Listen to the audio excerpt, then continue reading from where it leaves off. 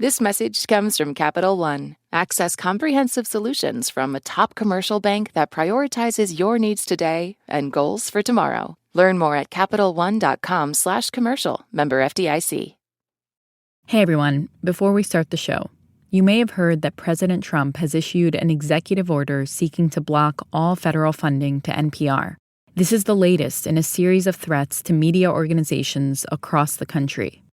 Millions of people like you, people like me, depend on the NPR network as a vital source of news, entertainment, information, and connection. We are proud to be here for you. And now, more than ever, we need you to be here for us. It's time to join the movement to defend public media. Visit donate.npr.org. And if you already support us via NPR Plus or another means, thank you. Your support means so much to us now more than ever. You help make NPR shows freely available to everyone. We are proud to do this work for you and with you. Now on to the show.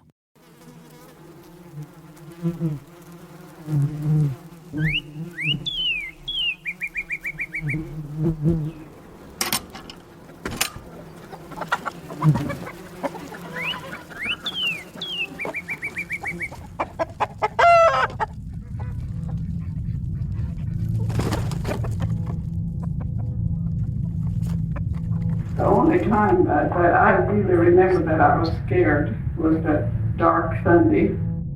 Oklahoma, April 14th, 1935. We could see it coming. It rolled in like smoke almost.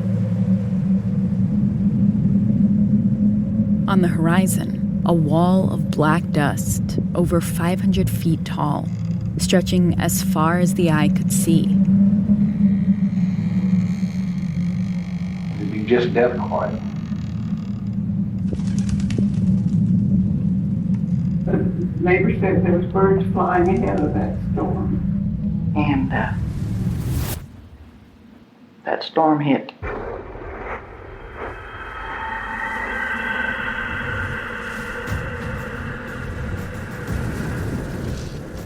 "60-mile-per-hour winds. You couldn't see your hand in front of your face.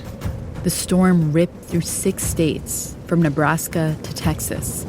In some places, total darkness lasted an hour. Black, coal black. It was as black as the ace of spades.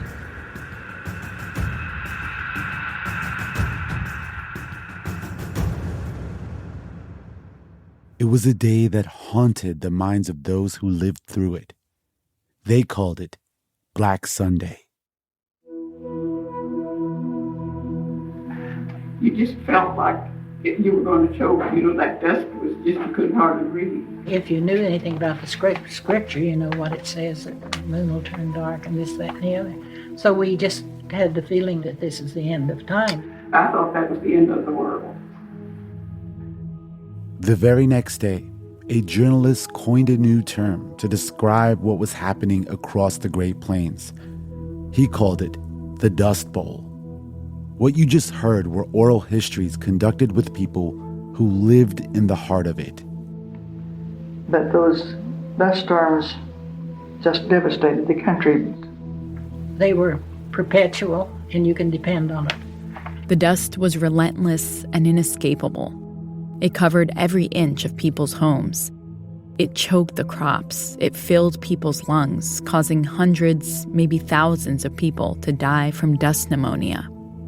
The Dust Bowl made the Great Plains nearly uninhabitable. So many of them left. Oh, yes. Went to California.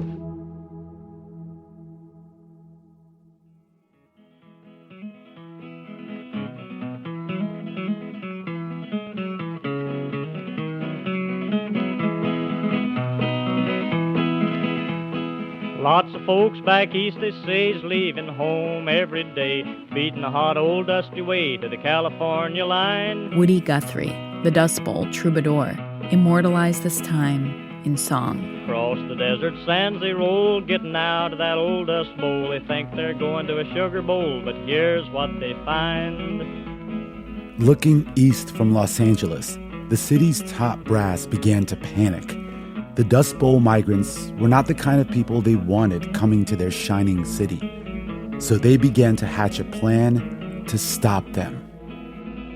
Now the police at the port of entry say, you're number 14,000 for today. Oh, if you ain't got the do-re-mi, folks, you ain't got the do-re-mi. I'm Randa Abdel Fattah. And I'm Ramteen Arablouei. Today on the show, producer Anya Steinberg tells the story of one of the largest internal migrations in American history and the rogue police chief who tried to close California's borders to stop it. California is a garden of Eden, a paradise to live in or see. But believe it or not, you won't find it so hot if you ain't got the do-re-mi.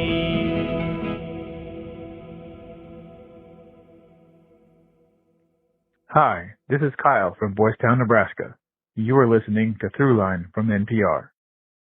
This message comes from Charles Schwab. When it comes to managing your wealth, Schwab gives you more choices, like full-service wealth management and advice when you need it. You can also invest on your own and trade on Thinkorswim. Visit schwab.com to learn more.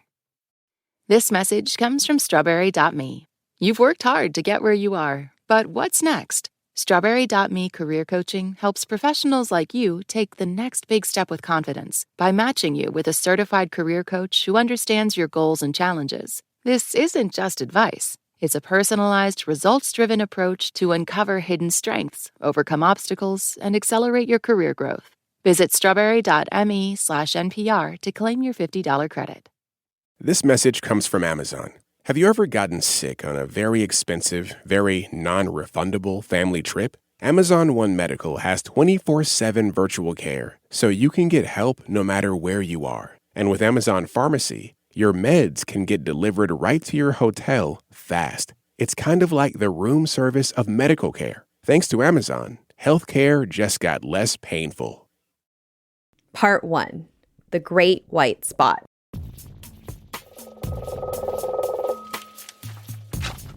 It's a balmy February day in Los Angeles, California. The year is 1926, just a few years before the Dust Bowl begins. And Detective Lieutenant James Davis, otherwise known as Two-Gun Davis because of his incredible marksmanship, is sitting at his desk at the Detective Bureau office. A very proper man. Just then, a reporter barges through and informs the 36-year-old Davis that he's just been named the interim chief of the Los Angeles Police Department. Davis blinks in surprise as he realizes that he's now in charge of all police officers in the nation's so-called Wonder City that's quickly becoming a shining metropolis, driven by the riches and glamour of Hollywood, oil, and real estate, for whoever can afford it.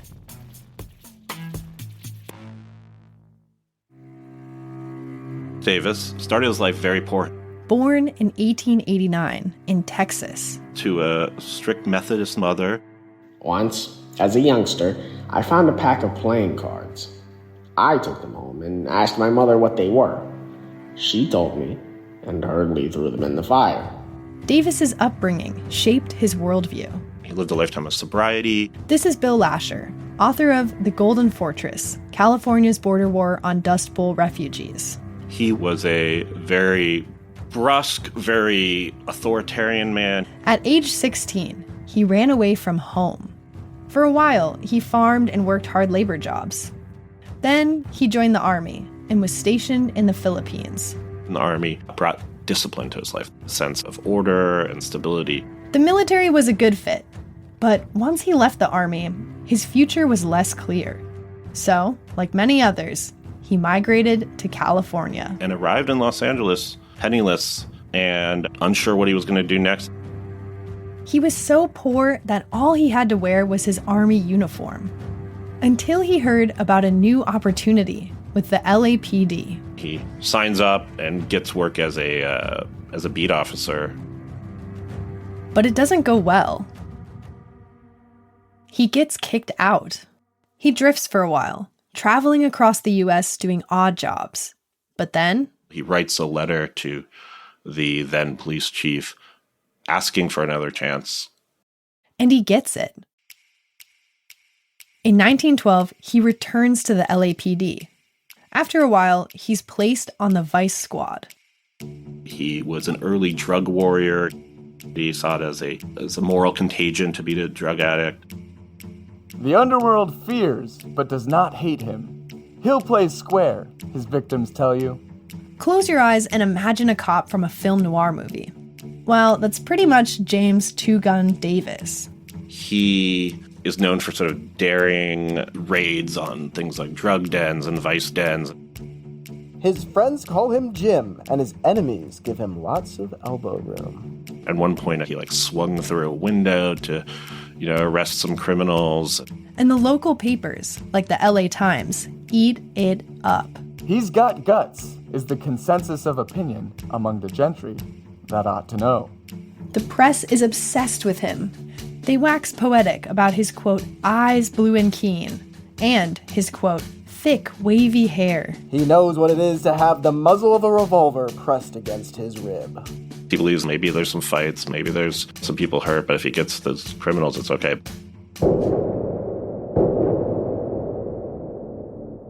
In 1921, after years of paying his dues in the rank and file, the higher-ups at the LAPD finally start to take notice of Davis.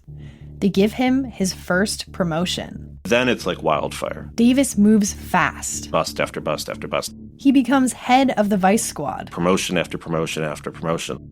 Until that fateful day in 1926, when he learns that he's been chosen as the interim chief of police.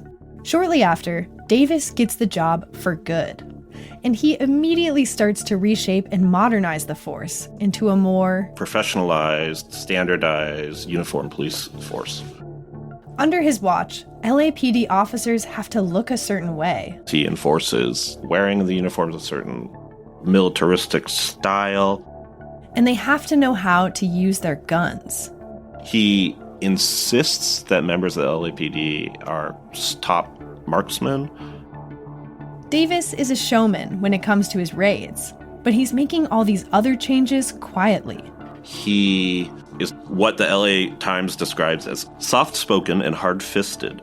This is the picture that his friends will paint to you of the youngest chief of police in the history of the city. That soft-spokenness, that idea that he's not saying anything, but he's taking action, is the image that he wants the entire police force to promote.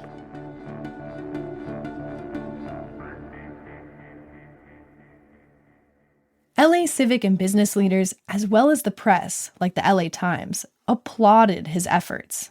He was exactly the kind of police chief they wanted running LA, because they had plans for what this up-and-coming city should look like and be like. New friends and their money. Its resources are unlimited, its wealth untold, its possibilities unsurpassed. Especially through the 1920s, a lot of the leadership of the city is wanting it to be a sort of a beacon that literally they articulate as the, quote, white spot of the United States. Yeah, you heard that right. The white spot. The prosperity of this great white spot is the talk of the country. Even though LA was formerly part of Mexico and continued to be a vibrant multi-ethnic city, a lot like it is today, it didn't matter. It was about the image of what it could be, more than the reality. Los Angeles is the great white spot on the industrial map of the United States. Cash in on this great era of prosperity. Los Angeles very quickly recognized that its key to prosperity lay in advertising and promoting images. This is Mark Wild, a history professor at Cal State Los Angeles. The Los Angeles Times put out something called a midwinter edition every late January, early February, right in the teeth of the winter for the Northeast and the Midwest, and they would send it out, and it would be full of pictures of people sitting in their gardens growing these huge oranges, these huge fat babies on the lawn, and they'd say, it's 75 and sunny here in Los Angeles, why don't you come out? This image becomes produced of a city of empty land, of a place where anyone, the right kind of person, and there's a very clearly articulated idea of people with money already who can come and invest and build on this quote-unquote empty land that's in Los Angeles. The business plan is to promote it as a place of prosperity, to promote it as a place of good investment, and a corollary to that is that there is a docile, willing workforce that's not going to cause trouble.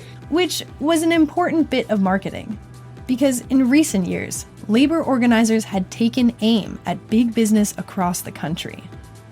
There were headlines about unrest, disruptions, sometimes even violence. LA was like, no, none of that here. And the city government is really in tune with promoting those interests and making sure that the image persists and that it's not threatened by working class communities, immigrant communities that might be engaged in activities that would undermine it. And Davis, the crusader against vice, becomes a symbol of this effort. And he's constantly talking about the threat, about the external threat to Los Angeles, whether it's from drug users or quote-unquote vagrants or communists or perceived communist labor agitators. This idea that people with ill intent are coming from one source or another to harm the safe and orderly process of life in Los Angeles. For Davis, that threat had to be dealt with by any means necessary. As one columnist put it, Davis quite honestly and sincerely believes that the country would be better off if the whole question of constitutional rights was forgotten. To do this, he ramped up the work of the LAPD's nascent Los Angeles Intelligence Squad. Better known as the Red Squad. Which, as its name implies, engaged in a number of activities, including surveillance. Red Squad of Police in City augmented. They would spy on people who were suspected of radical activities. And keep tabs on suspected communists and labor organizers. Reds arrested after rioting. But it wasn't all in the shadows. The squad also knew how to put on a show, to make it clear who did and didn't belong in LA. Quick arrests have been ordered to forestall any anti-American move. They would engage in public intimidation. They would clear demonstrations. They would bully people. They like to pull out their batons and crack heads. Police Chief James Davis had his critics, but they didn't slow him down. Until there's a kidnapping in early 1928. Mother believes her son kidnapped. The mystery surrounding the case of Walter Collins, 9 years of age, remains impenetrable, police say. In March 1928, a young boy named Walter Collins goes missing. And for months, the LAPD cannot find him. It's a bad look. And the pressure on the LAPD keeps growing. But then one day, the boy shows up in Illinois. Collins' youth found in East. Mother hears good news. His mother immediately sends the money to have Walter brought back to her in Los Angeles. But when they reunite, she looks at the child and says, "That's not my son." And the LAPD is like, "Yes, he is." And when she insists that he's not, they arrest her and commit her to a mental institution. This causes eventually a tremendous scandal when it turns out that they haven't caught the kidnapper. And they haven't found Walter either. The boy they brought back is an imposter, a runaway pretending to be Walter. There's a huge fallout. People are angry at the LAPD. Removed from office, Chief of Police James E. Davis on the grounds of incompetency, inefficiency, and failure to properly enforce the laws. Tensions continue through 1929. And then the stock market crashes. And that begins the Great Depression. Everything is in chaos. And shortly after the market crash, Davis loses his job as the police chief.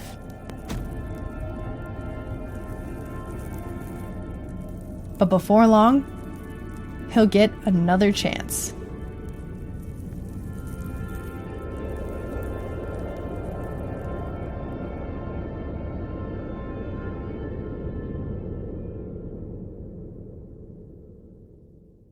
This is Jose Hernandez from California, and you're listening to Throughline from NPR.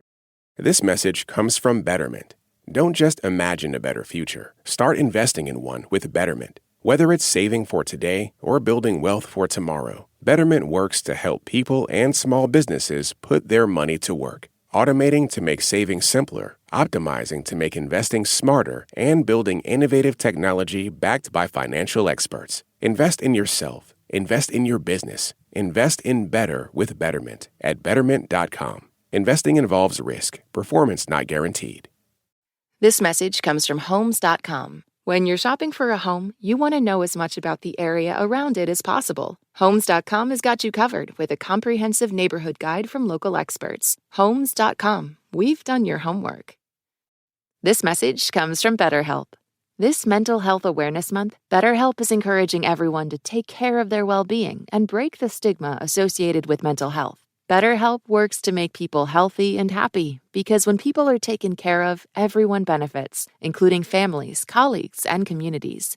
Visit BetterHelp.com/NPR to get 10% off your first month. Part 2. California is closed. I remember it blew every day. Sometimes in the mornings, you could see the imprint of your head on the pillow. It would have been that dusty. In the 1930s, the Dust Bowl and the economic devastation of the Great Depression wreaked havoc on the lives of people across the country, but particularly the Great Plains. It's the South, it's the Northern Plains. Lots of farmers lose their farms or become convinced not to farm anymore because prices crash. I think there's a lot of desperation. This is Elisa Minoff. She's Director of Economic Security and a Senior Fellow in Policy History at the Center for the Study of Social Policy. And she wrote her PhD dissertation all about internal migration during this time period. By the mid-1930s, there have been so many bad years that people sort of lose hope in being able to sustain themselves on the farms. Once bustling family farms fell silent, and nearly a quarter of the country's workforce was unemployed. So many people were down on their luck and didn't have anything to eat and no job. You couldn't buy a job. You couldn't get a job. By 1940, 2.5 million people had moved out of the Plains states, and over 300,000 of them made their way to California. Entire families packed up their belongings and hit the road. What would strike us about it today is that the journey was long, much longer than, driving down Route 66 today. Route 66.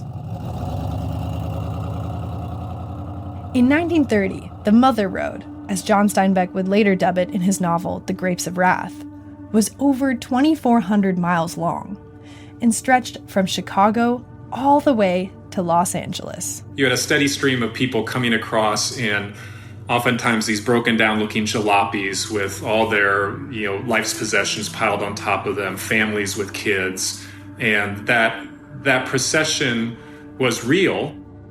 The journey was difficult and lonely. As people passed from one town to the next, they were likely to have experienced a xenophobia. Local sheriffs in these towns that people passed through were very intent on ensuring that families moved on and did not stay. All a transient hears is no work, no relief. Keep moving. And that really only sort of foreshadowed the difficulties they would have once they arrived in California.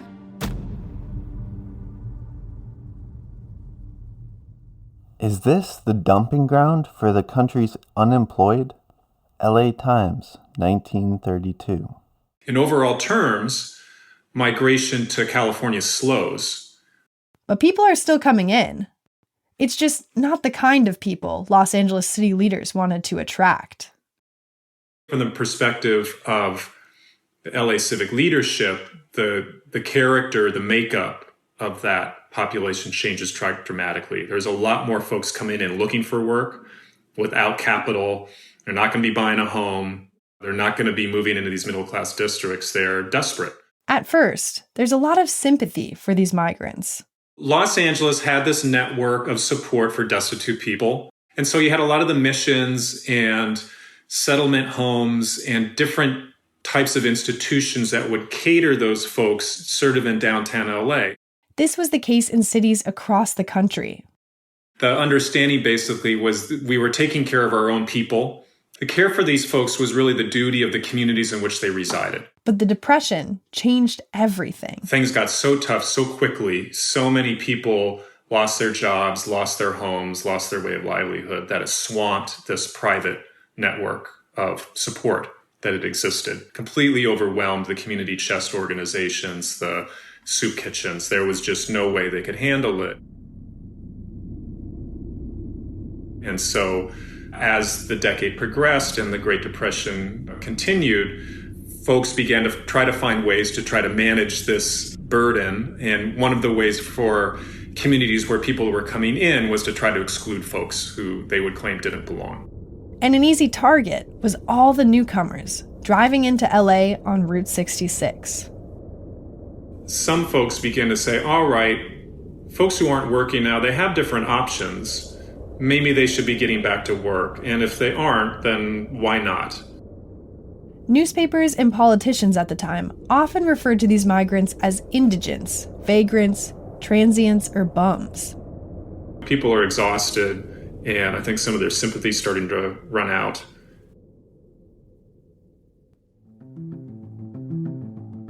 In 1933, LA elects a new mayor. His name is Frank Shaw, and he has a reputation for being anti-migrant.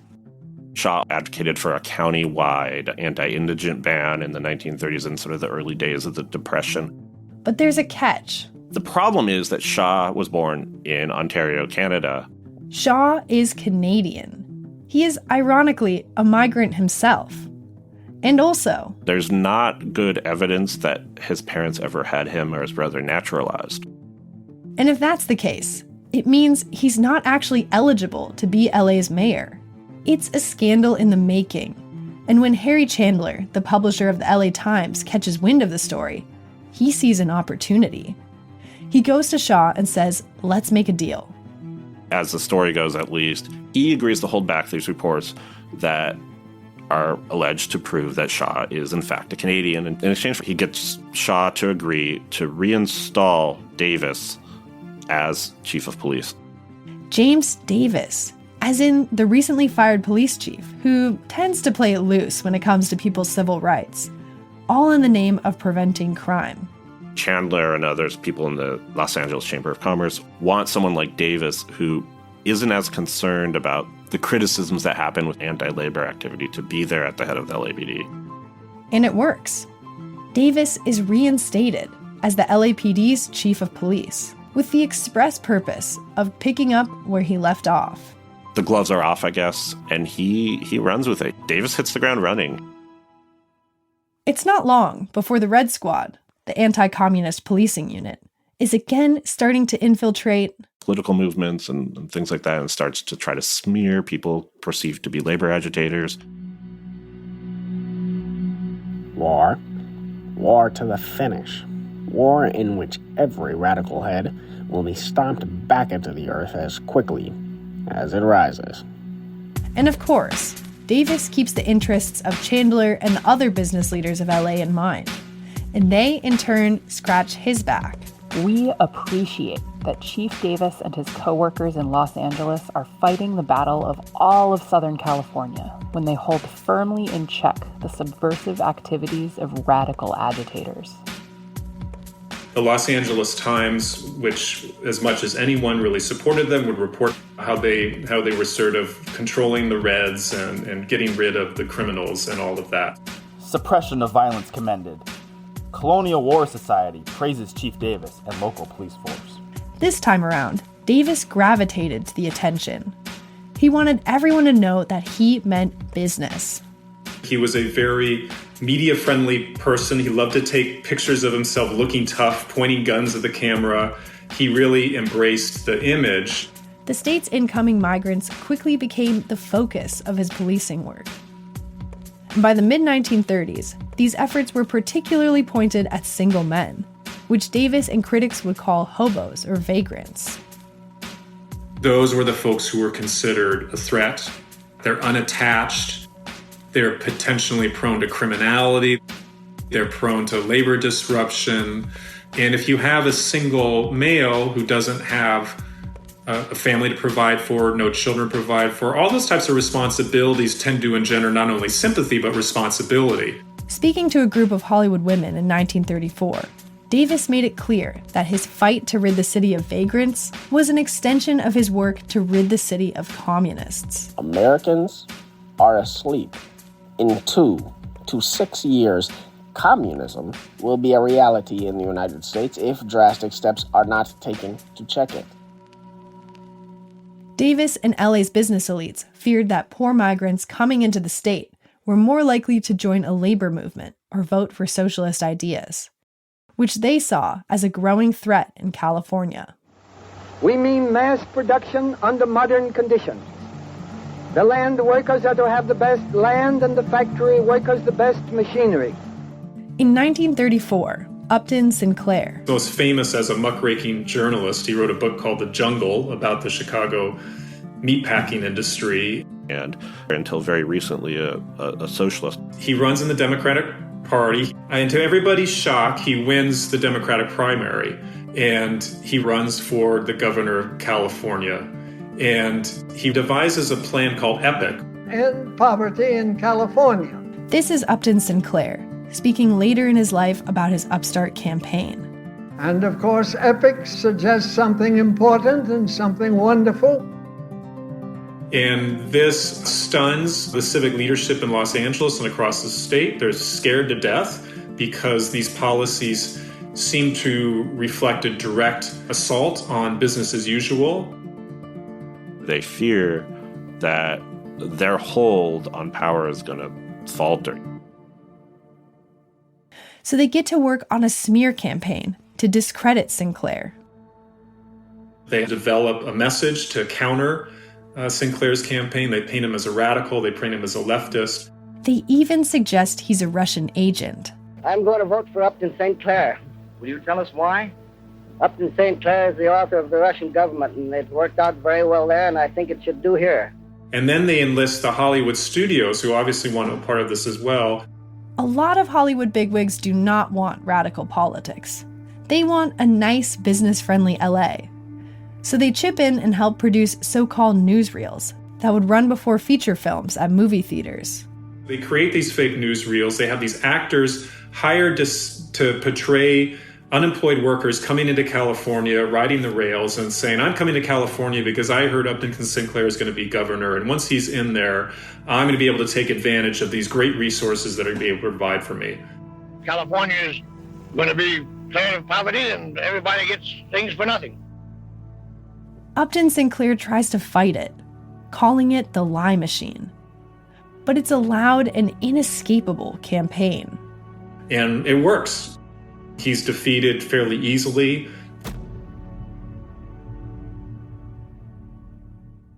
James Two Gun Davis is watching this election unfold. He sees the growing fear of migrants, and he gets an idea. On February 3rd, 1936, 135 officers in squads of 7 and 7 leave Los Angeles. They drive to 16 stations around the state of California. So anywhere where there's a domestic state line. Arizona, Nevada, all the way up to the Oregon border. So he spread them out along this huge border, hundreds of miles long. alongside highways and near rail crossings. And he arranged for all of them to be deputized by the local police or sheriff's office up there, to legally work as law enforcement officers in those counties. The papers call it the bum blockade. And all along the California border, LAPD officers set up and wait.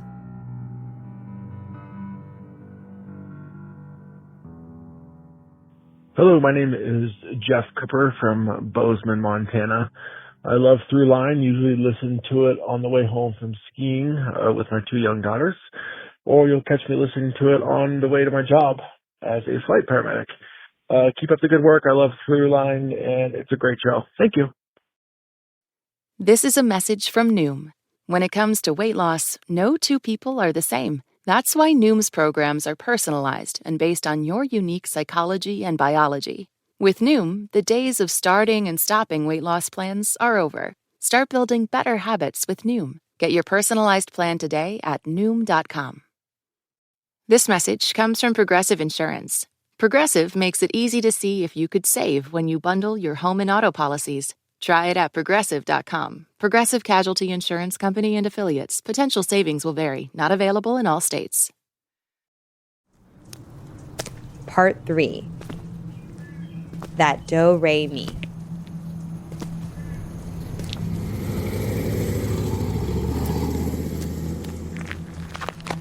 While the worker on the survey observed the officers, about half the automobiles were allowed to pass without any inspection.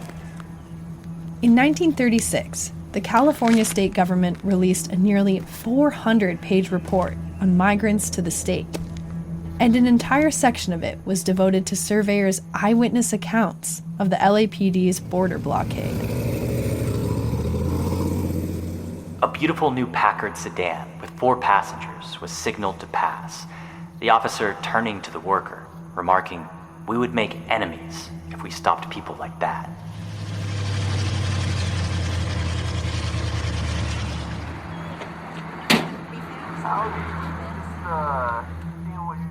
A 1929 Ford Roadster, dripping water and oil with a homemade trailer attached, came to a stop under the canopy. The police beckoned them to halt. They would try to discourage people who looked like they were very poor from coming into California. It's being enforced very subjectively. The old car was lacking paint in spots, spattered with oil-soaked dust, and probably not washed for a year or so. If it's a rundown car, it might be stopped. A man traveling alone is more likely to be stopped. What I want you to do, you're a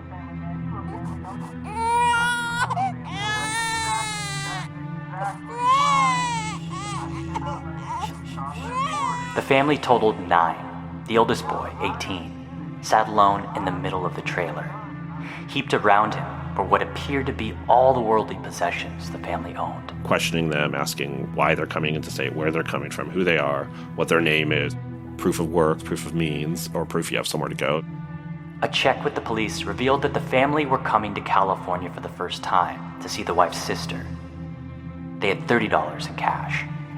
The captain of the highway patrol informed the travelers that it would cost $20 to clear the licenses on the car and trailer. For 10 minutes or so, the scene was tense. The mother clutched her baby girl to her as she broke out in sobs. The boys sat quietly, staring into space, waiting for their parents to decide. The father, unshaven and unwashed, silently took his place behind the wheel. The battery was low, and the motor did not respond, but when it did, it sounded as if it too was undesirable and in need of assistance.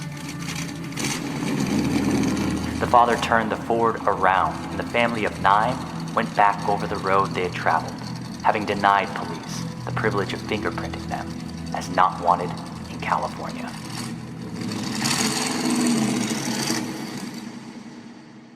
Surveyors' reports of the blockade told a story of inconsistency. The police stopped hitchhikers, cars, trains, and buses coming into the state. In some places, migrants were fingerprinted, and those prints were sent off to LA and to Washington, D.C. to check for a criminal background. Some were detained in local jails. Others were just turned around and sent back across the state border. To pull off the blockade, from a legal standpoint, the LAPD was relying on an anti-indigent state law that had been passed in 1933. That prevented the importation of people into the state, quote unquote, likely to become a public charge. A public charge, meaning they would be a drain on the city's coffers. So the law itself is sort of representing that ideology, and that then becomes the legal justification for the bum blockade. They weren't trying to stop all migration into California. They were trying to stop certain people from coming in. As soon as the LAPD's border blockade was rolled out, it made headlines. Most public officials chatter at length in print about the desirable things they are going to do. A few do things first and talk about them afterward. While the interminable talkers at Sacramento are fuming and spluttering, 136 of the city's finest are on the job, turning back undesirables. I could find people who both supported and opposed it. Hobos of America will fight in the courts, if necessary, to preserve their constitutional rights in this city's current Border Patrol campaign against indigent transients. The debate turned on a question of character of the blockade's targets. Were they victims of economic circumstance who deserved sympathy, or were they arriving due to some cultural or moral flaw? Were they unwilling to work? Why should California become the stamping ground for undesirables, professional bums, men and women who come here merely to live off others? The phrase that Davis often used was "won't workers," that they refused opportunities that were available to them either in their home communities or in other parts of the country, and that therefore we did not owe them entry. In this sense, the blockade was building on sentiments that already ran deep. Cities and towns had always struggled with the question of what to do when desperate people showed up on their doorsteps. And anti-vagrancy laws had existed since before the US was even founded. In the 1930s, LA wasn't even the only place that tried out a blockade. There were similar actual border blockades. The governor of Florida had sent the state police out to the state's border 2 years before the LAPD's blockade. But still, The LA border blockade attracts a huge amount of attention because of the theatricality of it. in some places, Police Chief Davis's blockade became a laughingstock. On the border with Nevada, some men from Reno put up a sign mocking the blockade that said, "Stop! Los Angeles city limits." Backlash against the blockade spread, and it was reported out in newspapers across the region. Bum blockade is merely LA publicity, says Oregon Governor Martin. A California state senator called the program damnable, absurd, and asinine. Some of the sheriffs in border towns refused to deputize Davis's officers. I do not intend to place county officers and taxpayers in a position which almost certainly would lead to lawsuits. And a newspaper publisher near the border of Nevada said, "People here are anything but friendly to the plan. In fact, they don't like it a bit. So far, they think it's just a lot of hooey." In the pages of the LA Times, Davis was given space to defend his blockade and to keep people updated on how he thought it was going. February 5th, 1936. I doubt if the people so ready with criticism of this plan know the facts. The hordes of indigents are coming with the idea of getting on relief rolls, begging, or stealing. February 10th, 1936. Within 36 hours after placing a blockade, the tide of foraging floaters was turned. And on February 12th, he took to the airwaves. Los Angeles Police calling all cars, attention all cars, broadcast 116. Be on the lookout for Eddie Griffith, described as American, age 23. Calling All Cars was this sort of predecessor to shows like Dragnet and other cop shows. The show was based on real cases from the LAPD. It's sort of a propaganda machine for the LAPD. And now we present Chief James E. Davis, of the Los Angeles Police Department. Good evening, friends. That week, Davis had a special story prepared for critics of his blockade. The killer, whose career of crime will be unfolded for you here this evening, was a typical migratory criminal who entered the state in the parlance of a hobo. The killer, a man named Eddie Griffith, had embarked on a crime spree, traveling from Seattle to California by hitchhiking and riding the rails. He came into California without money, without any visible means of support. He sought to forage in green pastures, even if he had to rob and kill to do so. And before he launched into the story, Davis made his case.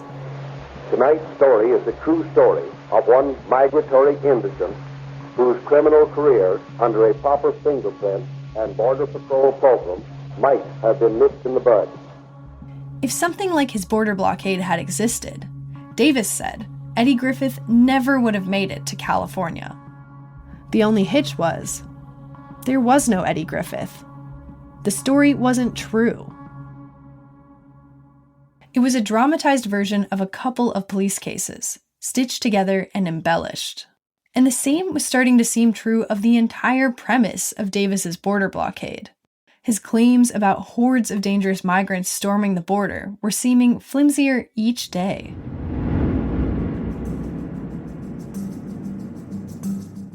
While Los Angeles City cops huddled in the high Sierras, engaged in a war to save California from the hobos, a checkup showed the war was dying out due to an almost complete lack of hobos. Police Chief Davis claimed that they turned away thousands of migrants at the border. I think that's hard to verify. They only actually stopped a small number of people. On March 17th, the Attorney General of California finally issues an opinion and says that no, the police chief cannot do this, calling the blockade unconstitutional. He says, organized government, state, county, or municipal, should not attempt the achievement of a laudable purpose by unlawful means. California's one state in a sisterhood of states. As other states must do unto California, so must California do unto them. By the end of March, things were looking grim for the blockade's future. The ACLU had organized a lawsuit against the blockade, which newspapers reported was only dropped after police intimidated the lead plaintiff. Bad press about the blockade continued to pile up. Most of all, it was expensive. And so in early April, after a little over 2 months, the blockade ended. Its demise came quietly, without any fanfare or headlines in the paper.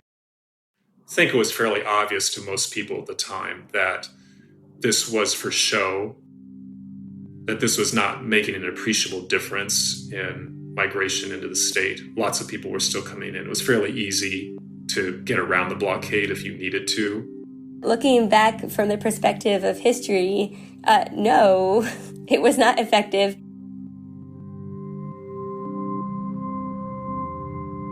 In 1938, James Davis's career as police chief ended. For good this time. He was forced to resign after it was revealed that he'd helped cover up the bombing of a private investigator who'd been looking into corruption in the LAPD. Davis spent the final years of his life sailing aboard a tuna trawler and collecting his pension.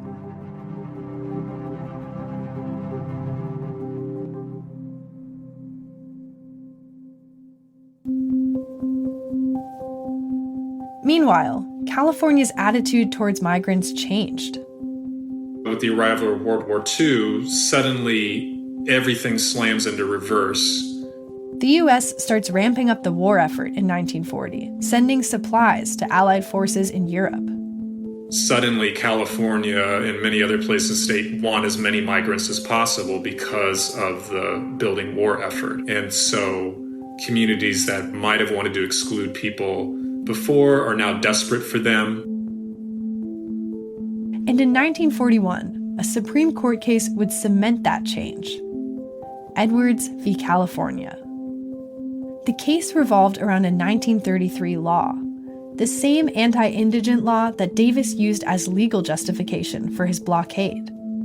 The plaintiff had been caught bringing his brother-in-law, who had no job and no money, into California, and the justices ruled unanimously in his favor. It is a privilege of citizenship of the United States to enter any state of the Union. We can no longer have any of these laws prohibiting interstate migration of citizens. If national citizenship means less than this, it means nothing. And so that eliminates that law precisely because of national defense, that this may be a barrier to sending labor to places where we're going to need it in case of a national emergency. The Constitution was framed upon the theory that the peoples of several states must sink or swim together, and that in the long run, prosperity and salvation are in union and not division.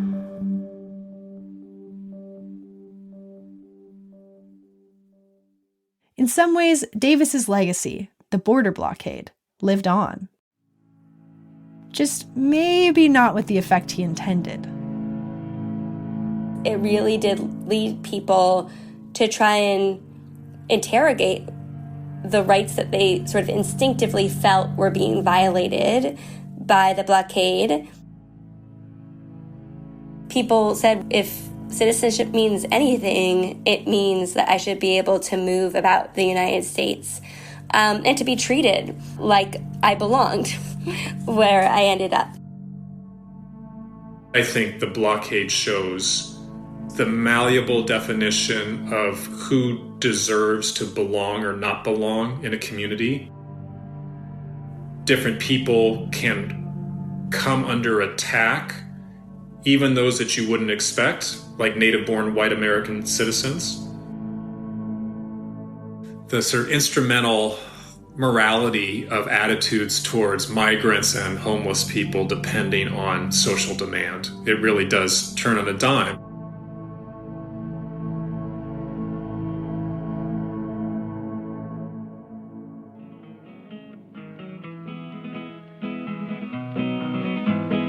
You want to buy you a home or farm that can't deal nobody harm, or take your vacation by the mountains or sea. Don't swap your old cow for a car, you better stay right where you are. You better take this little tip from me, 'cause I look through the want ads every day. But the headlines on the papers always say, if you ain't got the do-re-mi, boys, you ain't got the do-re-mi, why, you better go back to beautiful Texas, Oklahoma, Kansas, Georgia, Tennessee. California is a garden of Eden, a paradise to live in or see.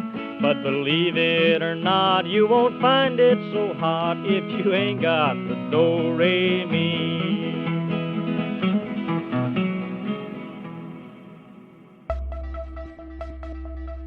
That's it for this week's show. I'm Rand Abdel-Fattah.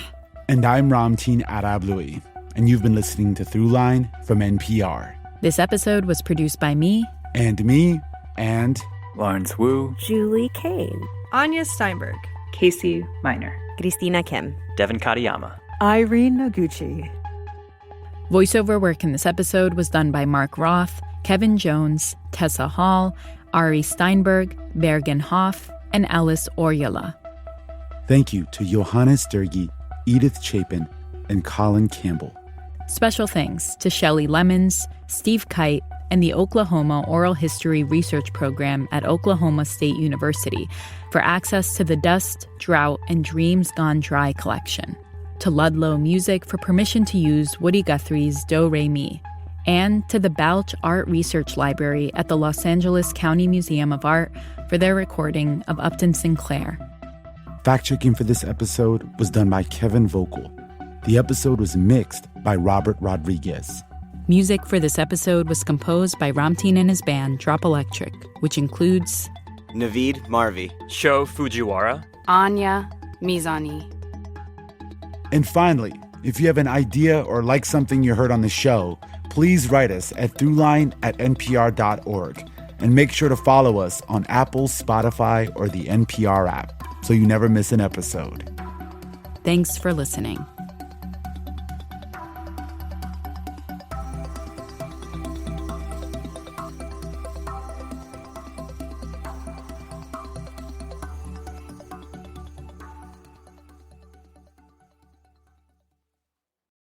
This message comes from Bombas.